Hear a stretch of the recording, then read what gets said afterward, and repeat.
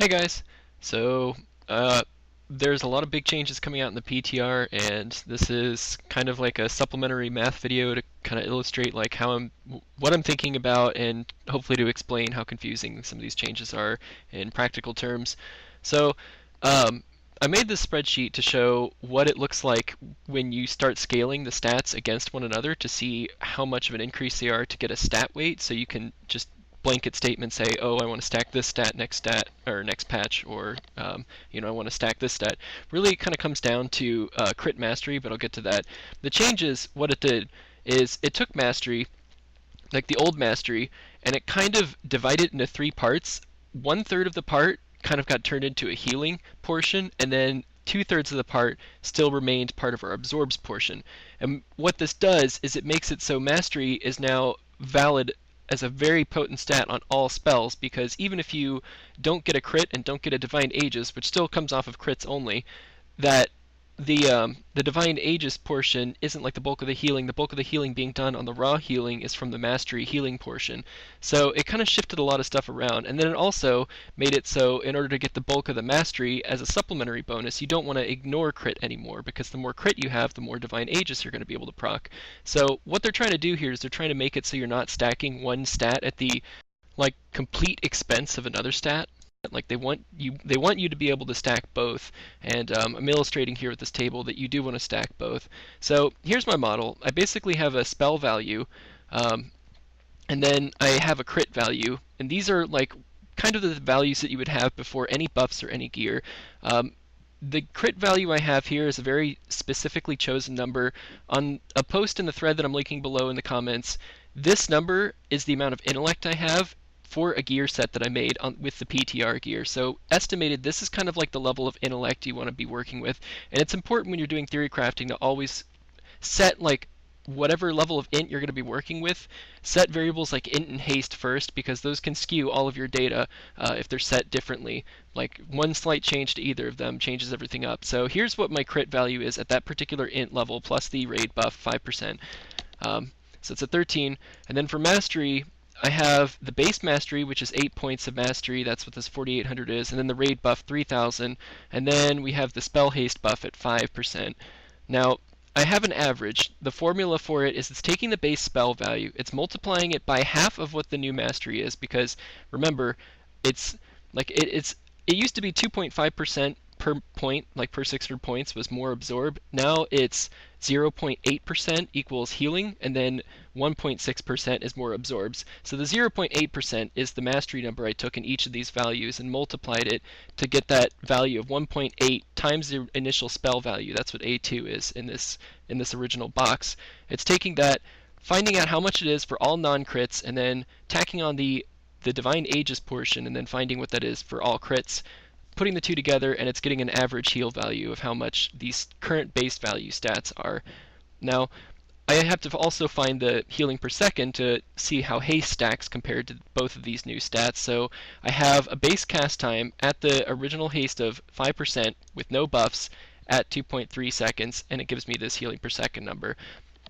I also have, for comparison, to show the differences between the two, that the old mastery, this is the old mastery's scaling, so this is at 2.5% absorbs, how much that works on an average heal number compared to the base heal. And then I also have even the PTR build before they changed mastery and crit. So I can see all three values and how they're stacking up, and I can see what they looked like before and after. Now, this first line here is a little confusing, but that's with the including of a guaranteed divine aegis. So this would be for like prayer of healing. That's why this number is so much bigger than this number.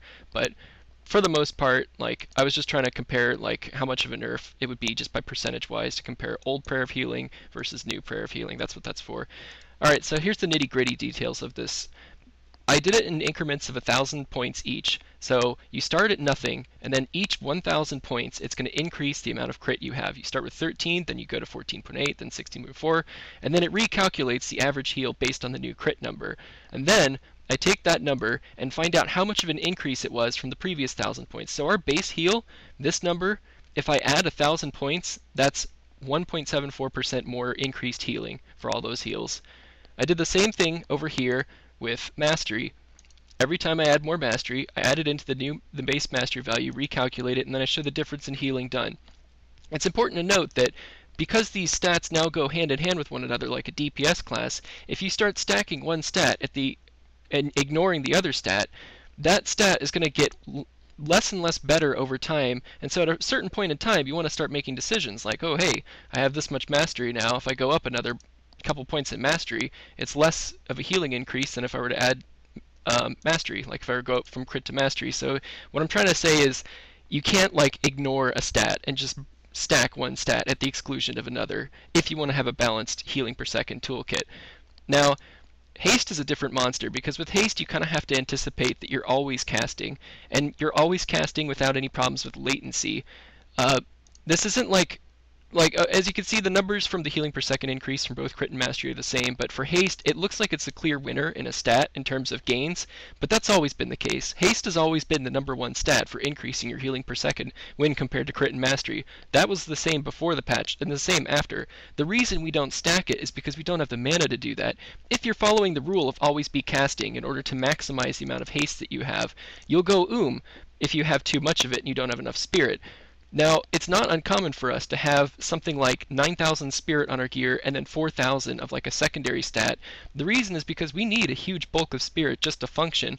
And then in order to raise our haste, you can't just start raising haste and keep that 9,000 spirit number. You have to keep adding more spirit. So the theory here is that yes, haste is the best stat for throughput, but since it is tied to spirit, you do want to kind of raise haste to an acceptable level that makes you feel comfortable with your playstyle or something that your spirit can handle, and then you want to start evaluating, do I want more crit or mastery?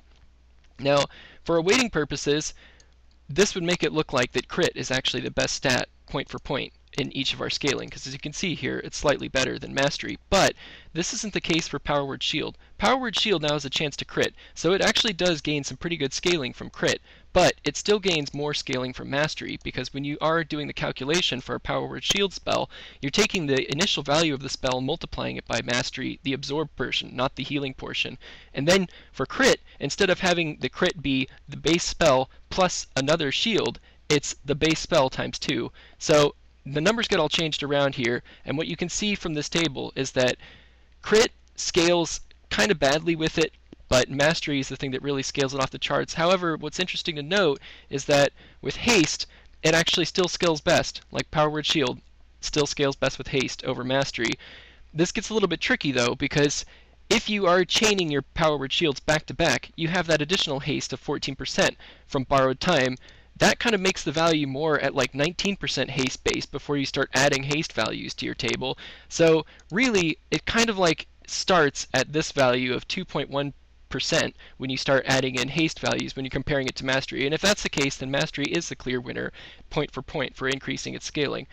Now, to weight both of these together, you have to take it and match it against int. So I have an int matched coefficient, and then I have each of these table values matched against int to see how they compare, and that's where I'm getting my stat weights from. Now these are the Power Word Shield stat weights. The discipline stat weights on this table, you can see they're really close together, but since Power Word Shield is the one spell in our toolbook that gets a lot more value from mastery, you kind of have to weigh it with Power Word Shield. And so what I did to sort of get a good estimate of it is I took a frequency of how often Power Word Shield is cast. If it's cast about every 13 seconds or so, I took a normal spellbook breakdown from my real life encounters. This is like, say, Garrelon or Windlord or Bladelord. I took those real life logs, matched the number of Power Word Shield casts compared to all the other spells that I cast, and then got a percentage of how often I was casting it. It's about 11.4% Power Word Shield if I do it about every 13 seconds.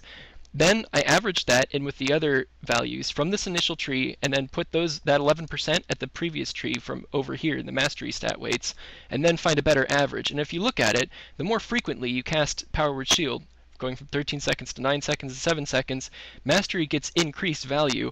But the question is does that mastery increased value beat out crit? And the answer is no, but here's the big but. Crit is actually devalued in this table, and a way to measure it would be to see if inner focus is being used. If you're using inner focus, you're guaranteeing a critical strike, which means this value is actually incorrect. It's slightly less depending on your inner focus usage, but it's the same deal with using Power Word Shield. You have to know how often you're actually using it. If you're using greater heals to cool it down faster, it's going to be less value. If you're not really paying attention to it and you're not using it close to 45-second cooldown, maybe at a minute and a half, it really doesn't make that big of a difference. And then the other factor to consider is when you do get a critical heal under this new model on a target, does that critical heal actually go into effective healing? Meaning, it could overheal, yes, but the new overhealing model is that if your divine aegis that you apply on the target doesn't actually get fully consumed or used at all, that's the problem with crit. So when comparing these just by eyeball purposes, I do say that crit is better than mastery, but with all of those buts, I would still stack mastery over crit if I had the choice, because mastery is more controlled, and mastery, depending on your spell usage, could still see more value than crit, depending on where your inner focus usage is. Now, for comparison's sake, here's what that graph looks like under the Holy Tree. Same thing, I took a base spell value, the exact same numbers for crit and mastery. Mastery for Holy is unchanged, here's the coefficient for it. It starts at base 16%, and then I average them over these initial values and initial spell haste of 5% coefficient. And what's interesting to note is that when looking at this, I saw that crit doesn't scale that well with Holy. Like, it's only a 1.47% increase per 1,000 crit at the start from your base value, and they get more from mastery, 1.79. Those numbers look really familiar to me because they're pretty much the exact opposite of discipline. Discipline gets exactly about 1.70-ish something from crit, and then it doesn't get as much from mastery, about 1.5. So it's kind of an interesting gearing choice if you're actually dual spec'd both holy and discipline, because one prefers one stat and the other prefers the other. But when you're thinking about this in terms of holy dis, think of it this way: this mastery number that you're adding, it actually does go into overhealing. This has been mentioned several times, but Echoes of Light over its full 6-second duration doesn't actually always go into 100% effective healing. So this healing number might actually be a little bit lower, closer to crit. Just like in the other table, this crit number might actually be a little bit lower to mastery. So they're actually pretty close to even, all things considered. I put a graph of the stats right here to kind of show how they look over time. This top line over here is how haste decays. So you can see at this rate, like once you get to this level, if you were stacking haste, then this blue line, and this is mastery, or this is crit. This blue line is crit, sorry. It starts to become better. And then this red line is mastery. And you can see they all kind of decay at a similar exponential fashion. Then this little mess of numbers here, I wouldn't pay a whole lot of attention to it, but this is just some quick things that I was using to jot down some answers for the PTR. I made this for a response to some questions. Basically what I'm showing is the differences of how much of a buff or nerf this is, depending on your current crit or mastery values. If I put in like a 10% crit buff here at 50% mastery, I can see that, oh, this new system is actually going to be a buff compared to the old one. And the old system for this example is actually from the old PTR build, not the one in current live, because if you're doing it for like a spell like Prayer of Healing on the current live, since guaranteed Divine Aegis is a part of that spell, it's actually a nerf no matter how you spin it. So I did include those off to the side just to show, for comparison's sake, how it compares if you're doing Prayer of Healing, healing per second numbers. But that's anyway, you can do this on your own too. It's not that difficult to set up like these sort of working formulas to have a system where you can just quickly punch in like different mastery values. Like this is the old mastery. If I had the old 5.1 40% absorb, then it's going to turn into like a nerf for all of my spells. If I was at 15% crit, at 10% crit, it's actually a buff at 2%. So you can see there that in practical terms, whether this change is a nerf or a buff kind of depends on your crit and mastery. If you were stacking crit, it's probably a nerf. If you were stacking mastery, it could situationally be a buff. But either way, the way that the weights are going to work out in the future is you kind of want both crit and mastery. And the way I'm going to handle it is I'm actually going to hit the 16% haste breakpoint. Once I hit that breakpoint, it does a lot of things. It allows for an extra Spirit Shell cast. It's an extra Lightwell Renew tick for Holy. It's one more spell I think you can fit in under a Borrowed Time proc if you're doing penance. It's also one more spell that you can fit under the Holy Fire dot if you're doing Atonement. Like, there's just a lot of things you can do with the 16.6%. It also lines up really well if you're doing Strength of Soul on a target and you're using slow casting heals. You can get it to cool off like almost perfectly in time for that next shield to come off with the new glyph if you take the new Weakened Soul glyph. So I'm going 16.6% haste. I'm putting a little bit more spirit on my gear on top of the already 9,150 spirit soft cap for Rapture Return, and that's to match the haste, but after that I'm going to probably stack crit and mastery pretty evenly because it changes like which one's going to be better, and it'll even change in the fight. If there's a fight with a lot of pulsing aura damage, you probably want more crit. If there's a fight with a lot of single target damage and you're using Power Word Shield a lot more frequently, you're probably going to want a lot of mastery. Hopefully that clears things up for you guys. Take care.